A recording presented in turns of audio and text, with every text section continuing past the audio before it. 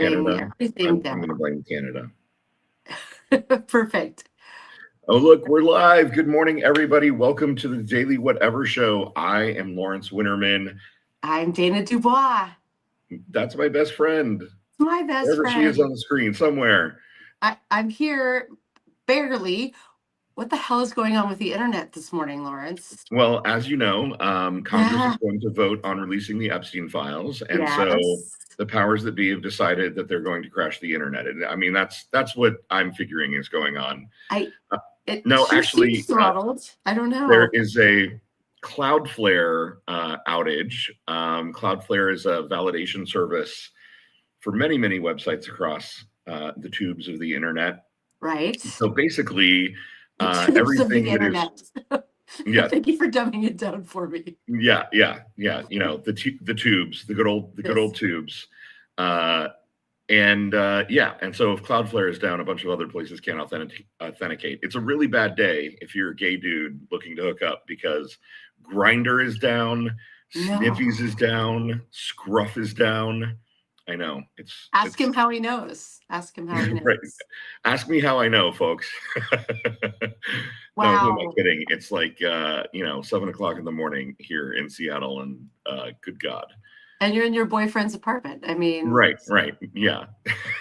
Don't be greedy, Lawrence. It's not nice to eat in front of the hungry, let alone garbage in front of them. Oh, I'm so sorry, my friend. I'm telling you. Someone said that to me once years ago, like when I was in my 20s. I don't remember who I was with, but I was with some new guy and we were all giddy, holding hands and giggling, and we were out in public, like giddy. And someone said, it's not nice to eat in front of the hungry. And I was like, look at you, poet.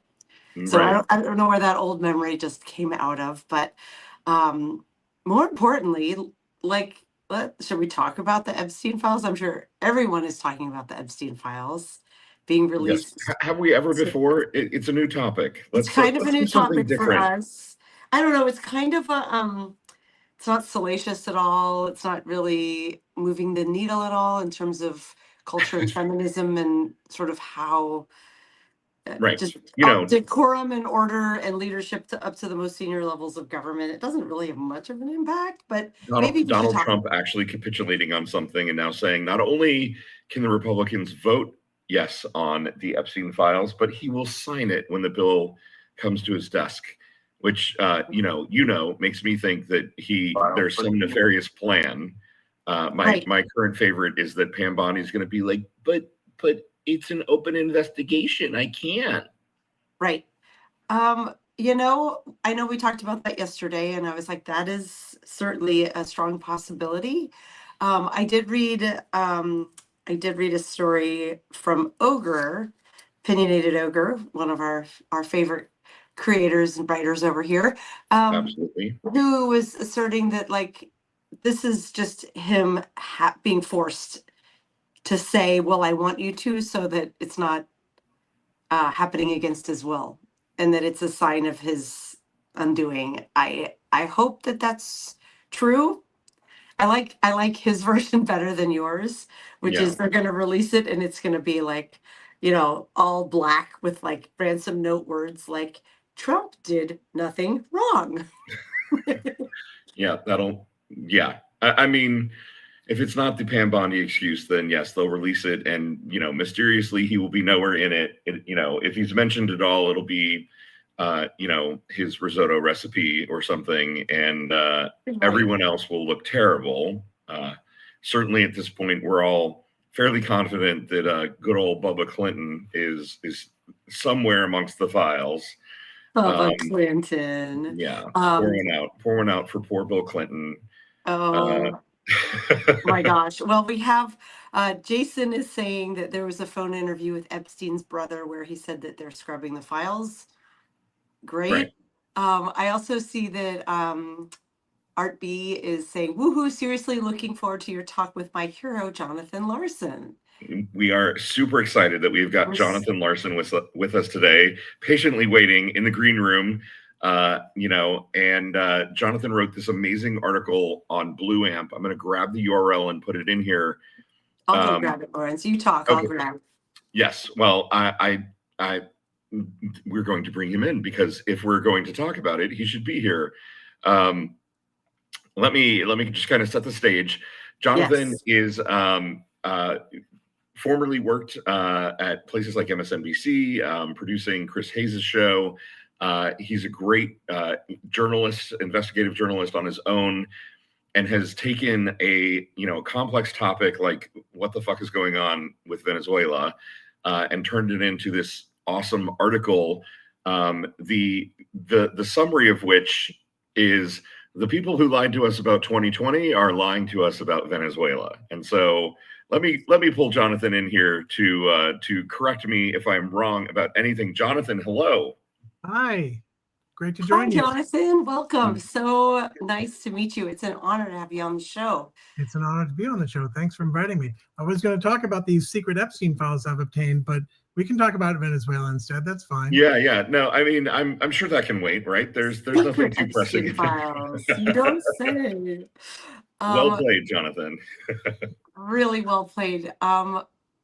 Jonathan, your resume is just so impressive.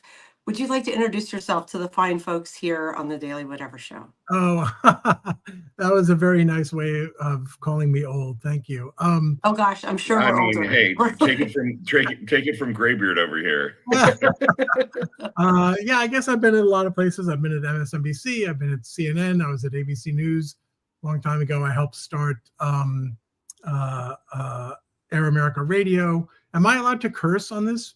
Oh my God, yeah. fuck yes. Okay. We'd be fucking pissed at you if you didn't. Yeah, last year I created the fucking news Substack, Yes. which had existed before, but I started it on Substack last year. And I do original reporting, as you mentioned, at jonathanlarsen.substack.com, which Cliff occasionally is kind enough to run some of my original reporting on Blue Amp, which is where, as you folks mentioned, my Venezuela piece just appeared, I think, yesterday. Yeah, yesterday. Yes. And I put the link in the chat. I also posted a note about it right before the show started. I know sometimes it's hard from the chat because it doesn't hyperlink anything. And then here is a link to the fucking news. So you asked if you're allowed to swear here. We have a feature every Friday called Fucked Up Friday. nice. Where we talk about it's actually a competition. We bring a guest on and we each pitch what we think the most fucked up news of the week was. So you're in good company with the swearing. Right. I love that the fucked up we're news. gonna have to invite you back to Fucked Up Friday. The guy who writes the fucking news will probably win Fucked Up Friday, I'm gonna bet. The pressure's on. The pressure's on. This needs to happen. Well, I'll message you right after. We're gonna get you on the schedule because that's just too fucking good to be true. I'll have to change the name a bit so I can lower expectations before, the gosh darn news. So Right. Yeah, the golly gee stuff looks really bad, folks. News. yeah. Right. You could go full The Good Place What? and go for the forking news, Exactly. Yeah. Yeah. That would work. We have a regular visitor on the show, Kira, my dog, who, when she hears Lawrence's voice, is like, instead of Pavlov's dog, Right. she's You've Winterman's heard dog. Pavlov. Yeah, here you go. Here's my voice and knows that means she's about to get a treat so that she doesn't bark. That's amazing. Well, Jonathan, so you heard my précis of your article, which is essentially that the gosh darn folks that lied about 2020 are at it again, putting together the lies upon which Trump's Venezuela actions are based. I know it's much more complex than that, but first of all, is that a correct portrayal? And if so, please correct me, or if not, please correct me, and kind of give folks start unpacking that a little bit, maybe for the audience. Yeah, sure. I was sitting here in real time going, is that fair? Yeah, I guess that's fair. Is that fair? Yeah, I guess that's fair. So I don't think I have any corrections. There are, as you mentioned, there are a lot of sort of nuances and twists and turns. And if you want the sort of, I can give you the backstory. I don't know if you thought Lord of the Rings was a long movie, but I can give you the backstory.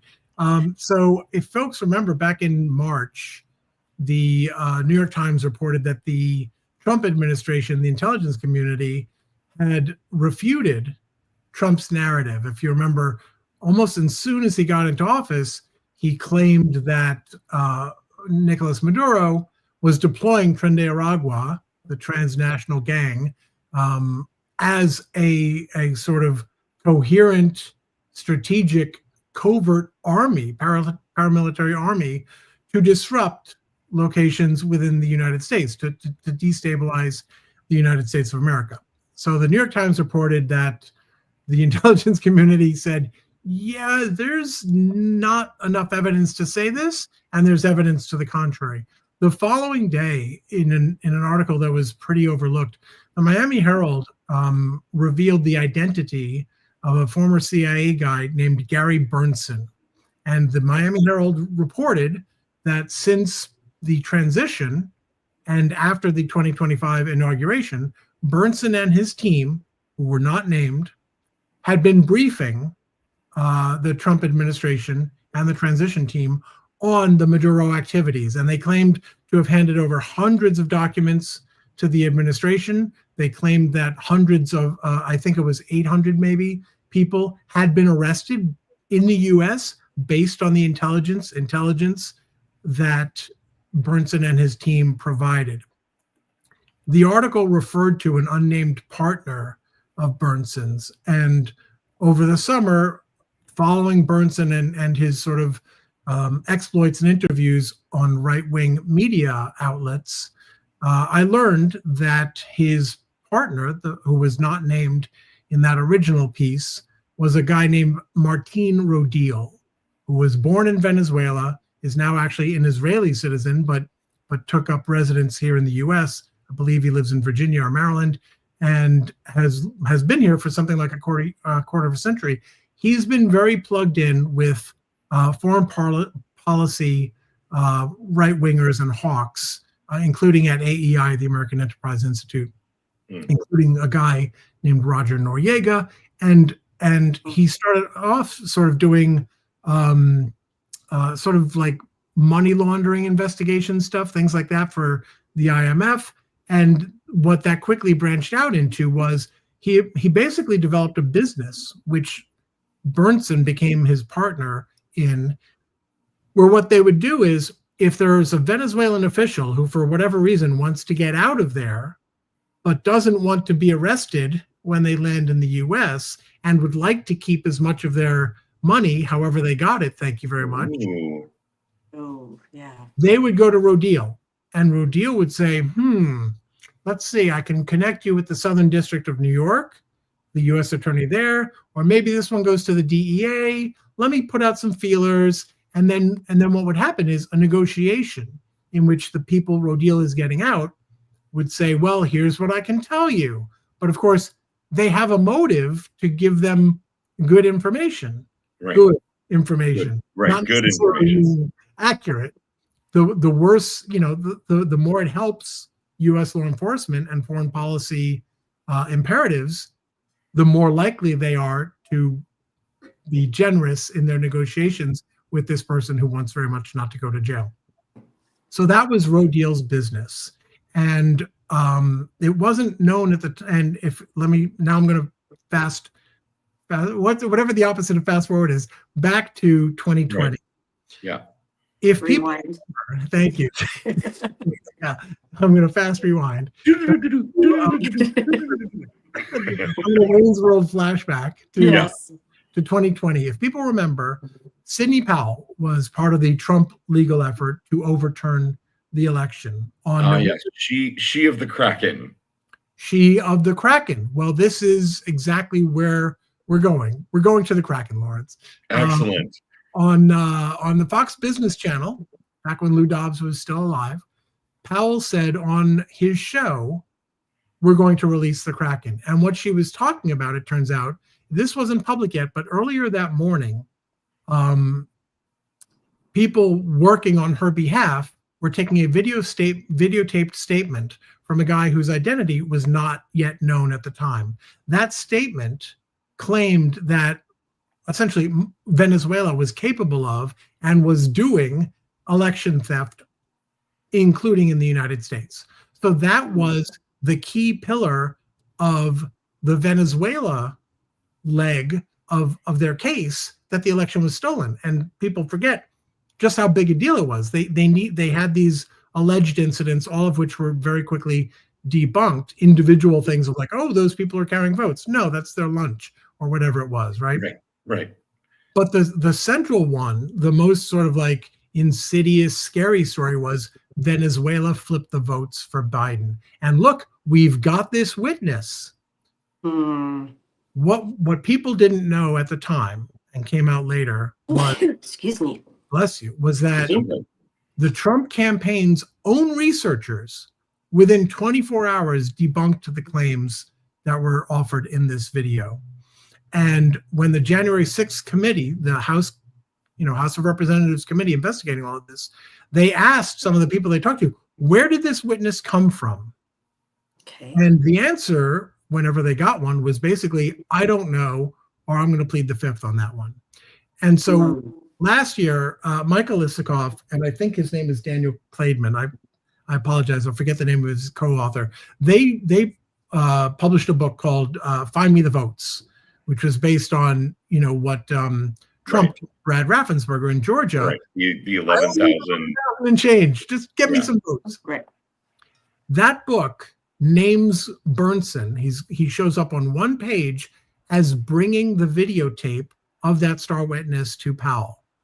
What I was able to piece together from a court filing dating back to 2023 was that it was Rodil who got that witness out of Venezuela in the first place.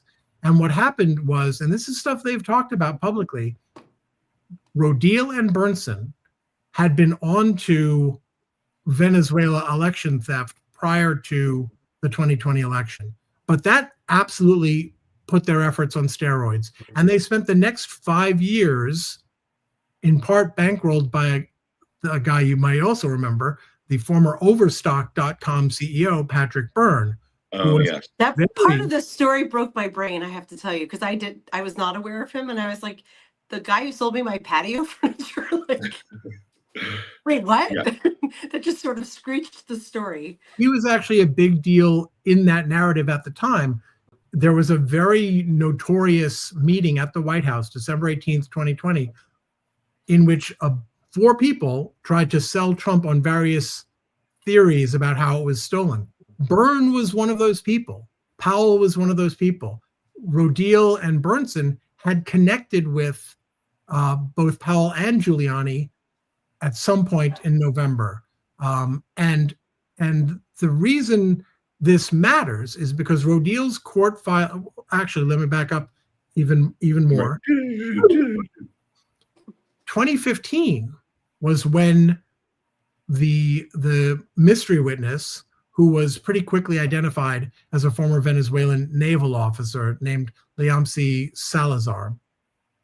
When he showed up in 2015, his cooperation with the DEA transformed U.S. law enforcement's view of the Venezuelan regime. Prior to that, everyone knew these guys were corrupt, right? Everyone knew there was money changing hands that shouldn't have been, right? The difference based on Salazar's testimony, again, this is 2015, before any of this stuff blew up, before, pre-Trump era, if anyone can back that far. Now, starting with Salazar's testimony, now the rulers of Venezuela also became the heads of the cartel in the view of U.S. law enforcement. Not just complicit, not just taking payoffs, not just looking the other way, running the damn thing. Right. Directing Right. And what Rodil said in this 2023 court filing was that the reason he got Salazar out of Venezuela in the first place was because a corrupt, not his words, a corrupt Venezuelan billionaire had a rivalry with one of Maduro's top men and explicitly said, I want you, Rodil, to get Salazar out of Venezuela, and singing to the DEA about this guy he had a rivalry with. In other words, he was brought out to carry out a political agenda. Right. I realize I sound very much like the always sunny guy with the conspiracy stuff. This is all public record. I'm not putting this on anonymous sources or anything. The court Right. No, filings. you're connecting dots that have been in plain view for years now. I mean, some of them, it's a pretty obscure court case and a pretty obscure court filing, but yeah, it was out there. And the people who were obsessing over the 2020 election stuff, by 2023, no one was looking at this stuff anymore. But now it turns out these same people with a right-wing regime change agenda who have been pushing this election narrative, which of course helped fuel the anti-Venezuela fervor from this administration and the previous Trump administration, and to some extent probably the Biden administration as well, are now the same people whose intel, quote unquote, forms the predicate for Trump claiming terrorist designations of Tren de Aragua and Cartel de los Soles, which is this sort of very loose label that's just applied to corrupt generals in Venezuela because their insignia includes stars, so they call them the cartels of the cartel of the suns. But once you apply a name, now it's like, ooh, they're Antifa, they're Black Lives Matters. They must have a boss and an office. They're Al Qaeda.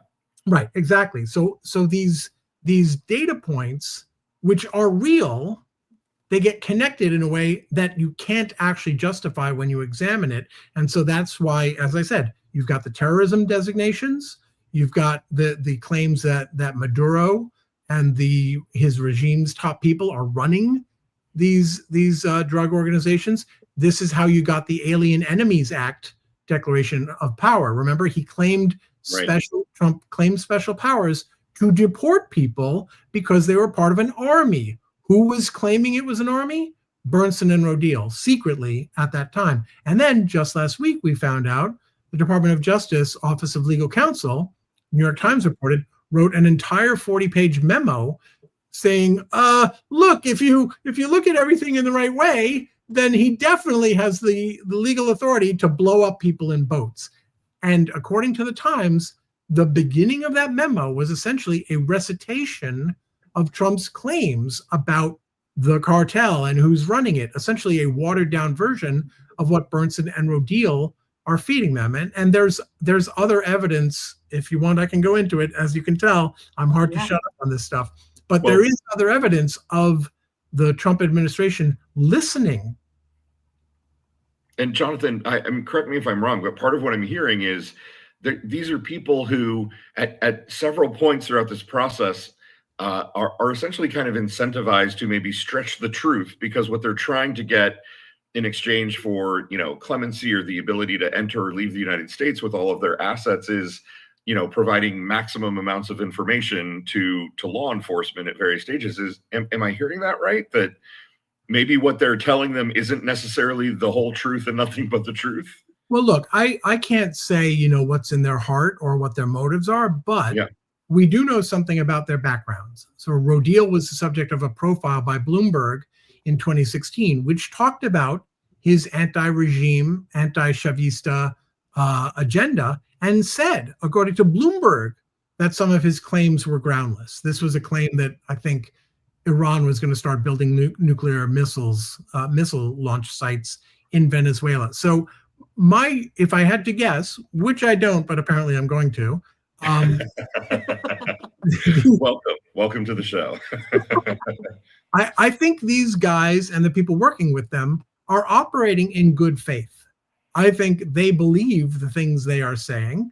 Right. Patrick Byrne has spent millions of dollars seeking evidence around the world to back it up. I think if they wanted to lie and consciously make things up, that would have been a lot easier and cheaper to do than what they have been doing. But the reality is that, if they had actual proof, you can generally explain that pretty quickly, what the damning proof is. And in multiple public appearances on these right-wing fringe sites, in interview, I saw one article written by a Virginia Republican county official who is sort of attached to this effort, and he said, I've seen the proof. And then it's like, on to the next topic. Well, maybe tell us what it is, right? Right. Maybe expound upon what the truth actually is, sir. yeah, the proof. Like what and there's these two guys also have records of having loose relationships with the truth. An AP, Associated Press investigation, back I think in 2017, 2019, something like that.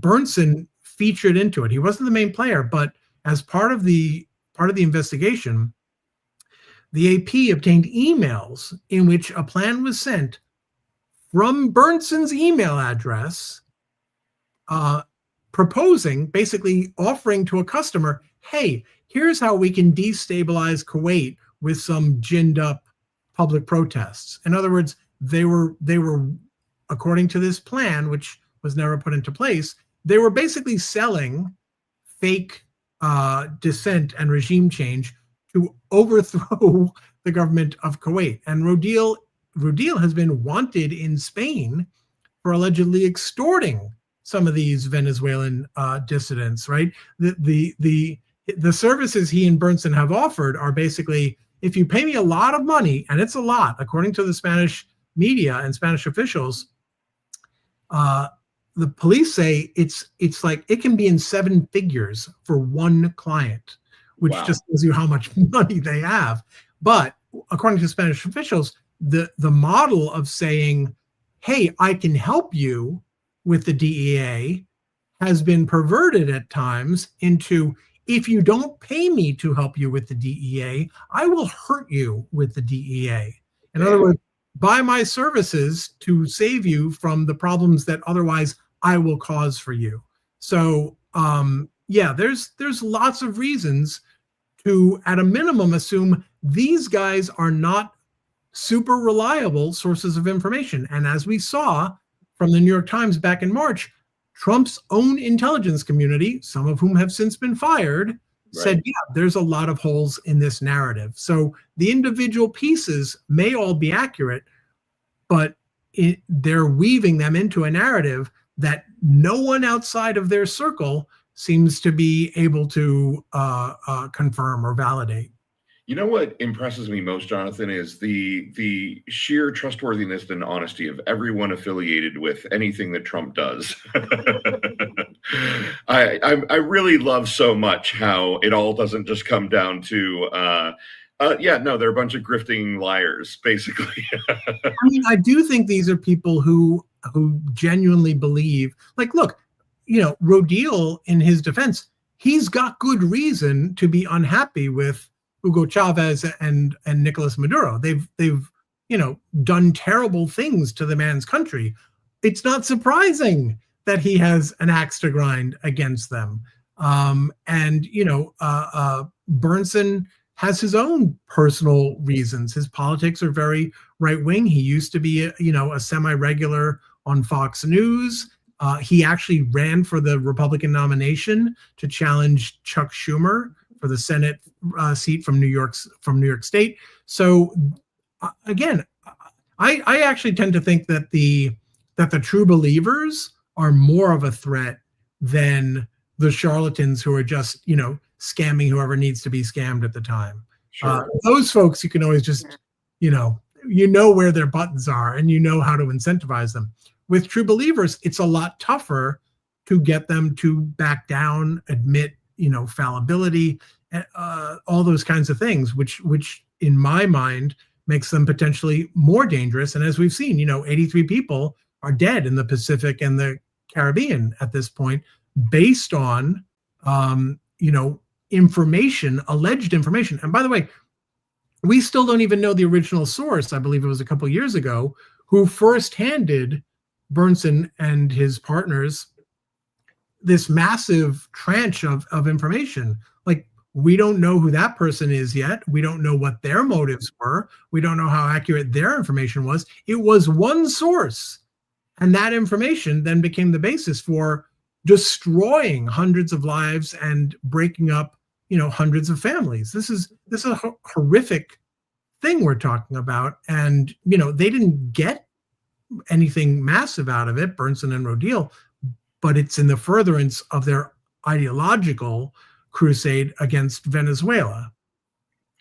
Yeah, it's stunning to me that, I'm old enough to remember, in the 2001, 2002, 2003 timeframe, when, let's say, incorrect information and wild conspiracy theories and misconnected dots got us into one war that cost us, billions and billions of dollars of American treasure and countless lives.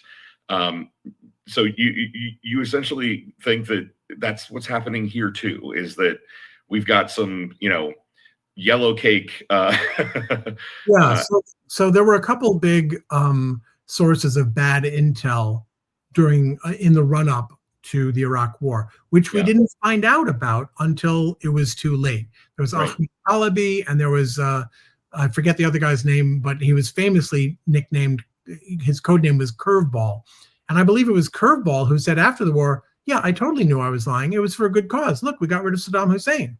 So even the ones who are lying might be doing so, believing they're the good guys. Right. Out of the goodness of their point of view. Yeah.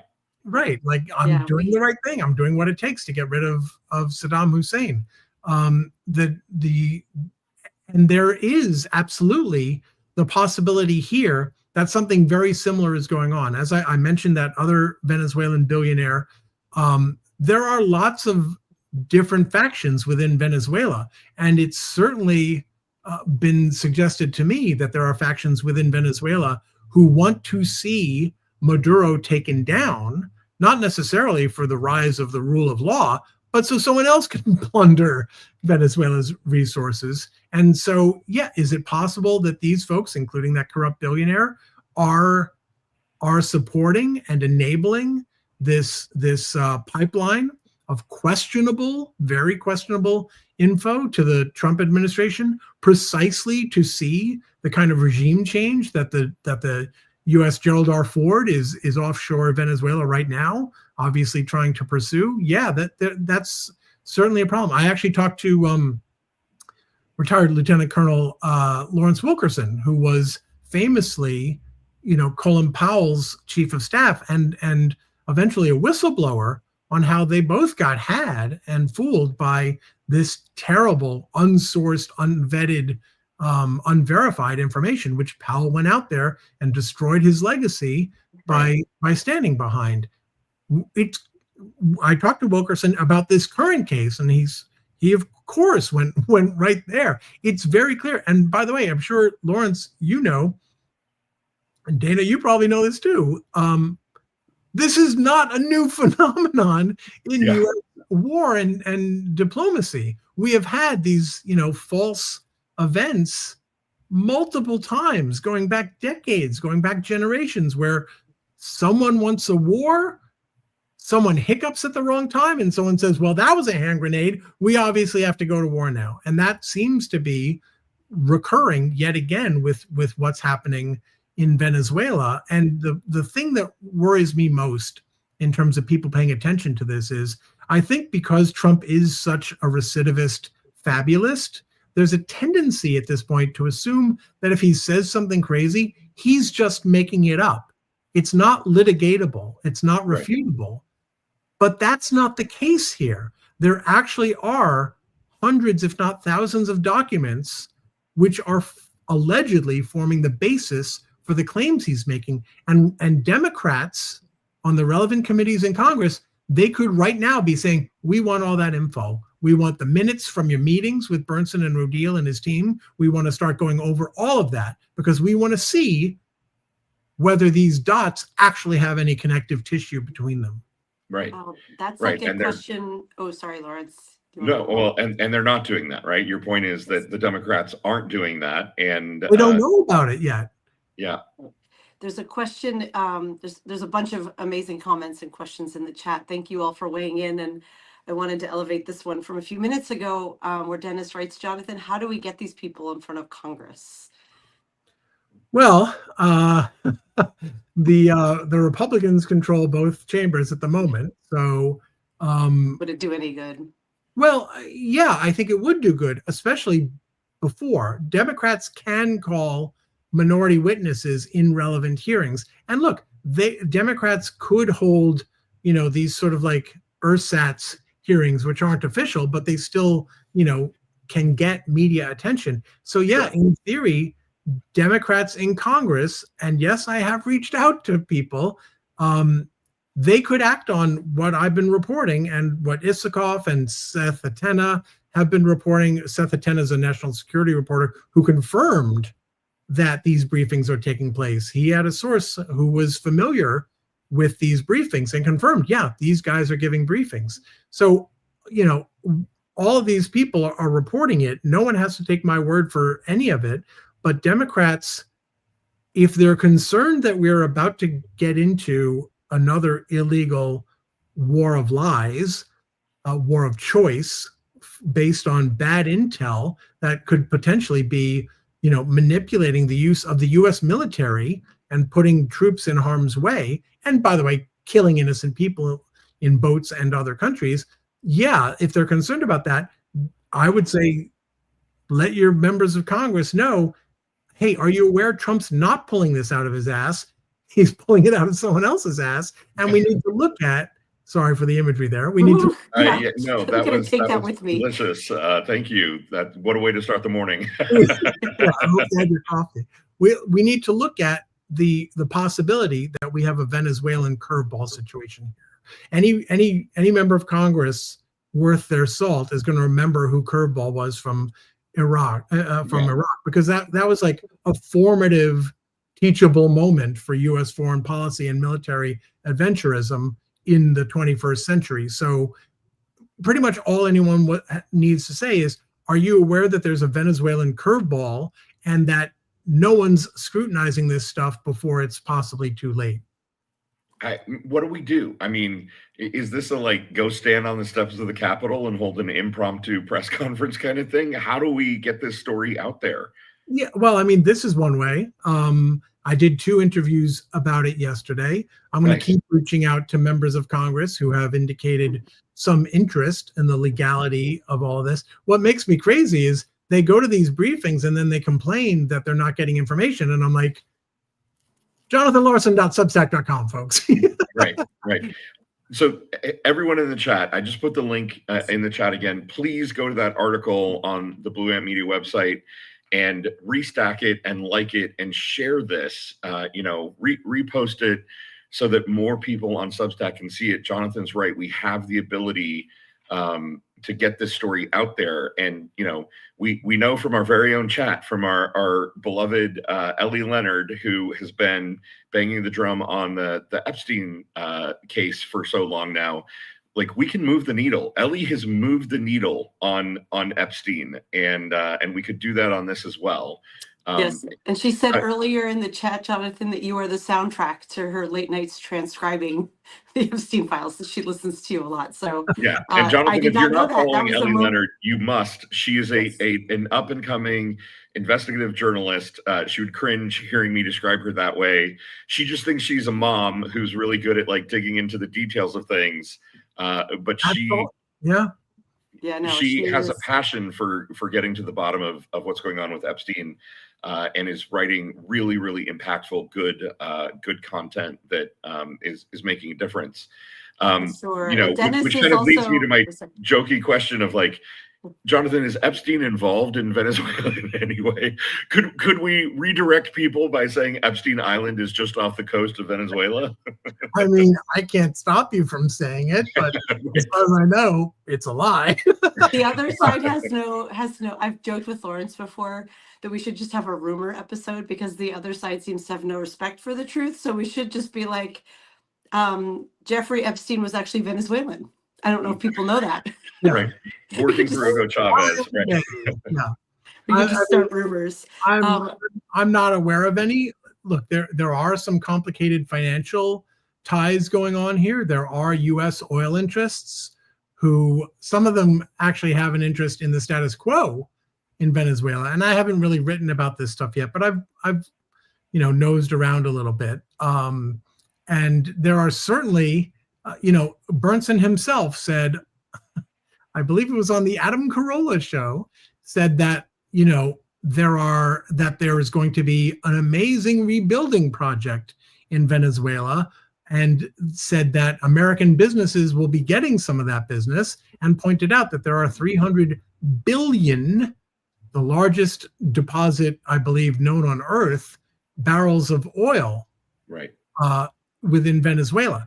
And so there are certainly people already thinking about the money to be made once I don't know, I guess Dick Cheney is no longer around to drop a map of which company gets which area of the Venezuelan deposits. But my guess is there are people out there who are doing very similar prospecting work right now. Right. I was going to say that's so reminiscent of Iraq, right? And the rebuilding of Baghdad and the division of Iraqi oil assets and privatizing it, making sure it was not nationalized and it did not benefit the people. Yeah, right. Absolutely.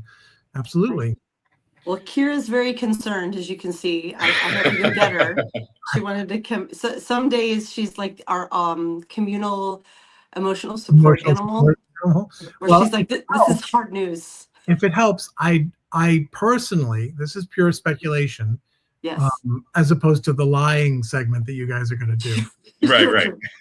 Speculation, lies, it's a continuum. My own personal speculation is that Trump very, very much does not want a massive boots on the ground operation in Venezuela. What I'm seeing so far is very much aimed at a couple different things, it seems. One is just scaring sufficient bejeebus out of Maduro that he says, you know what, I'm good, I'm going to go. The other option that it seems to me is potentially on the table in terms of the administration's internal thinking is there is an opposition movement. There are opportunists who would be happy to have Maduro gone. And if they are given enough of a signal, explicit or otherwise, that if they move on the ground, they will have air cover possibly sufficient to make the military say, you know what, you guys work it out. That might also be a scenario where, again, it's not a full-scale war, which I do think Trump wants very much for reasons not limited to wanting the Nobel Peace Prize. Yes. Oh my God. Back to that.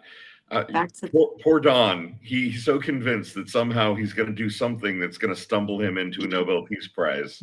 When I think Donald Trump, I really think peace. I mean, my whole body just fills with this sense of peace, right? And deep sense of relaxation and peace, and goodwill toward man. And modern world isn't falling apart around our eyes. Yes, right. I want to acknowledge Dennis in the chat again, who he wants to send a repost of this video to his reps, and he's asking for a letter from Jonathan. The story, I think, Dennis, is Jonathan's letter here.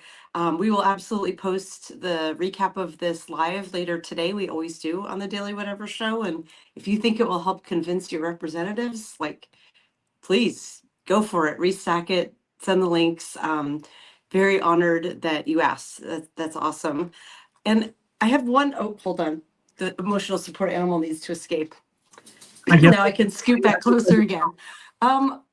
As you've been talking, the kind of meta story coming to my head here is something Lawrence and I talk about a lot, which is how we're entering an era of new media, that we can't go to legacy media sites to find the kind of liberal bias to the truth. Let's say, the truth tends to have a liberal bias that has been well established, and we're seeing that voice being worked out of a lot of mainstream news sources, and we're seeing so much talent come here to Substack. Would be curious on your views of kind of the work you're doing and your peers who you see on Substack, and where you see it all heading. I mean, I'm very sympathetic to that view, especially as someone who would personally benefit, right? I'm trying to make a living on Substack, so exactly. I would benefit from that sort of dynamic happening. But I do worry about the potential overswing, like in both my original reporting at the Jonathan Larsen Substack and definitely every morning in the fucking newsletter. I rely 90 to 95% on what the legacy corporate media are reporting any given day. So it's really important for us to continue to get that information.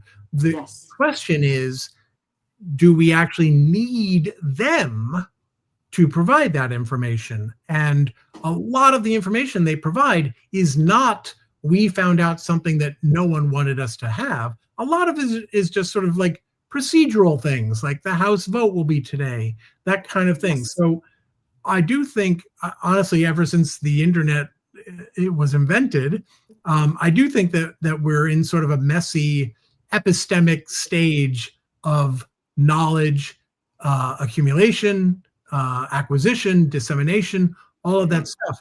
And my hope is that people generally just become better, more refined consumers of and seekers of information, right? It takes conscious work to overcome confirmation bias and other things that sort of instinctively warp our view of whatever information we're coming in. One of the things I do in my daily newsletter is I catch myself all the time going down rabbit holes where I realize, oh wait, this isn't about something that matters. This is just about how terrible Stephen Miller is. And it's like, that's actually not as important as a lot of other things going on right now. So I think as even I struggle with that, I'm sure a lot of people struggle with that, but I do think that it's great that on Substack and other platforms, we are getting other voices, other sources of information, and hopefully, I hope people will reward the ones that aren't just sort of provoking like tribal hatred and rivalry, demonization, shit posting, just, like it's very unlikely that we get out of this, whatever you want to call this moment we're in a state where we're still at odds against each other. And so to me, it seems like the best way out of this ultimately is to find and to elevate media that focus on systemic and policy root causes for why things are so fucked up right now, rather than saying it's Trump is bad. I can spend all day long pointing to things Trump is doing and has done that have their roots in prior administrations and prior Congresses. So he didn't come from nowhere, and the things that got us here aren't going to go away whenever he does. They're still going to be with us, and my hope is that we will sort of mature in a way that allows us to ignore all the tribal stuff and focus on what does a future look like that's not only better but devoid of the things that got us here in the first place. Right. And to that point, the role that legacy media, corporate media has played, arguably for better and worse, has been to provide some kind of filter on these are actually the important topics that need to get filtered through and talked about, and these are the ones that are rabbit holes that are not worth chasing. The things that aren't worth focusing on. And how does that translate to a new media environment like Substack, where it's very easy to find somebody who kind of reinforces your own confirmation bias and run down whatever rabbit hole they're running down. Right. I think it was helpful in lots of ways to have like 3 network gatekeepers, right, and a handful of newsprint gatekeepers. But I think we shouldn't fool ourselves and think that they didn't miss stuff and get stuff wrong all the damn day long, right? All the time. When I was on Up with Chris Hayes, we resurrected an archival interview of Martin Luther King being interviewed on, I guess it was Meet the Press, by 3 white, well-off journalists who were unremittingly hostile and suspicious of the man, right? So there is like a social benefit to having gatekeepers, right? It means we're all on the same page. That does create a certain sort of harmony, but it also it gatekeeps against everyone enjoying in that harmony. And so look, the terrible, awful, horrible, unavoidable answer to shitty media is the same one as the answer to shitty democracy, which is people decide to make a change or they don't. And Right. that happens because a handful of people educate. It's mostly just educating. Here's how things work. Here's what you can have. Here's why the myths that keep you from those things are bullshit. Yeah. What do you want to do? Right. I don't know why this is so stuck in my craw right now, but you said whatever we're calling this time. Thomas Friedman has decided that he's going to try to name the time that we're living in. I don't know if you saw this in the Times I a couple didn't. days ago. Oh dear. What was the name he came up with? It was like polycule, polycrisis. The poly was in there somewhere. It was basically Really? yeah. Hold on, Thomas let me see if I Friedman has can find decided that this. he's trying to name that, like, we're not in the Cold War, we're not in the post-Cold War anymore. We're in some moment in time that hasn't been named yet, and he's decided it's the poly crisis or something like Right. that. I would found this story. Oh, I'm not logged into New York Times on this laptop. I very much understand why it feels to everyone like there's a million things happening. That's in part certainly a reflection of the many changes Trump and the Republicans are pursuing. But it's also a reflection of the fact that there are so many sources of information now that we did not used to have. And I think that artificially colors our impression of now versus then.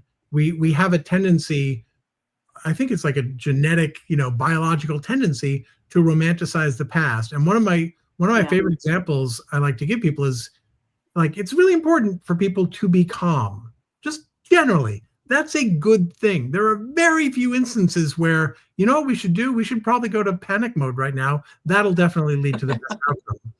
And so I think it's important, if it helps people not panic, I think it's important to know, what? Previous generations lived through even crazier shit.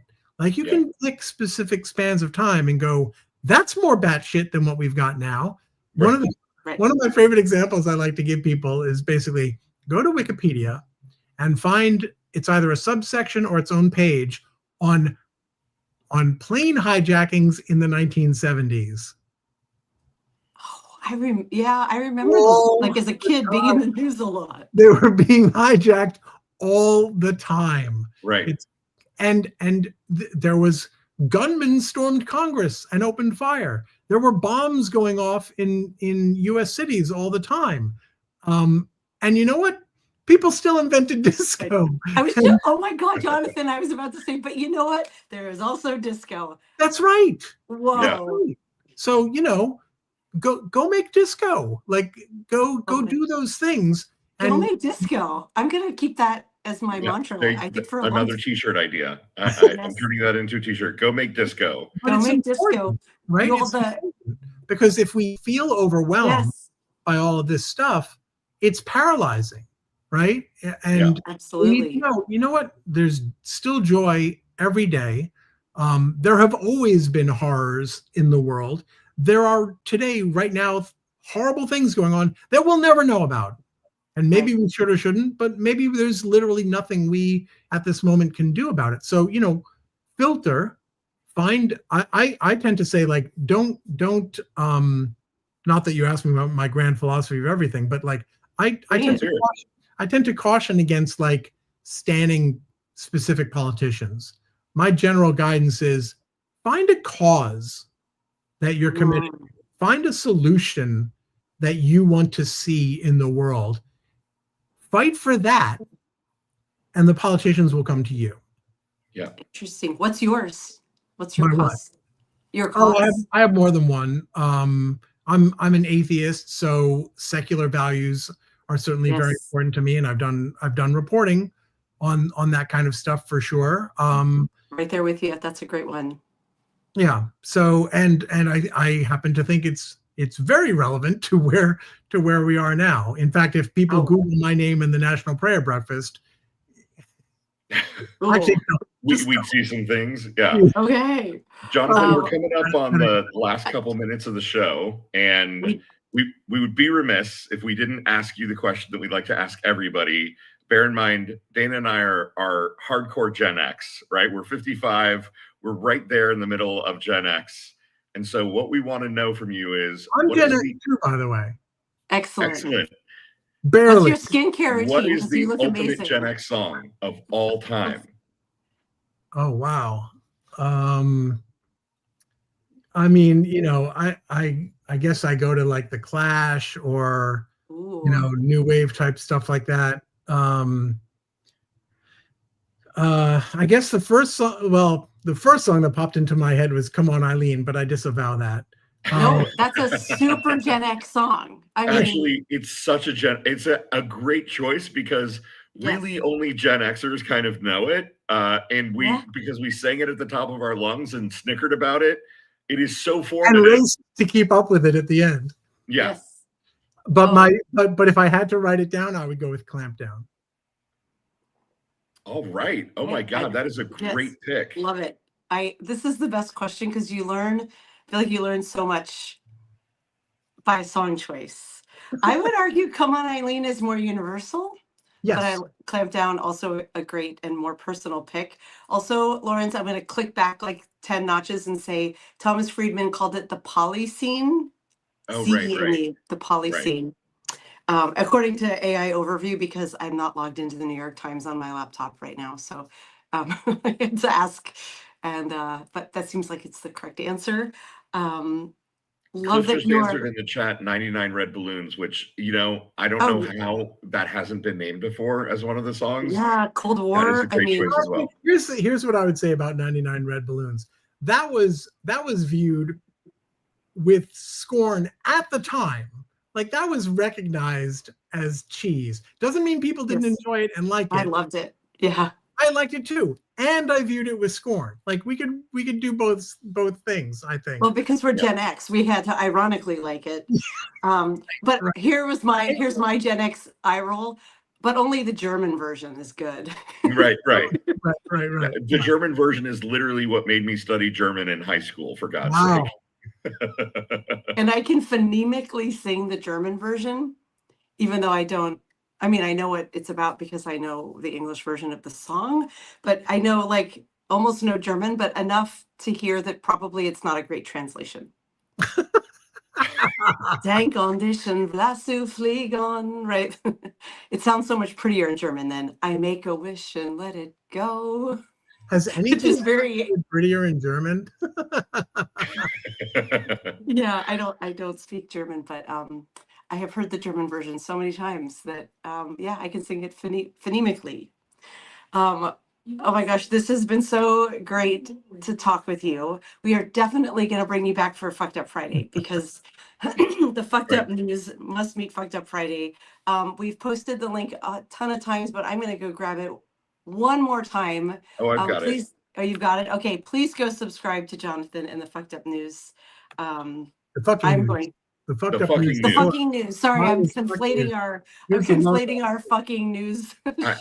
Honestly, Jonathan, your logo is fucking brilliant. At the moment I saw it, I was like, this guy, I mean, it's just fantastic. Thank you. Oh gosh, that's so good. Thanks to everybody who joined in the chat today. It's been so lively. I wish we could have read all of your comments, but I hope we got a lot of them in there. And if folks have other questions for me, they can always put them on the, in the comments on the story, and I'll take a look and try to do my best. Fabulous. We will get this posted later today. In all of our free time. Lawrence is about to fly back to Fort Wayne. Right? I'm going to be on an airplane. So, I think, Dana, this one falls to you. Okay.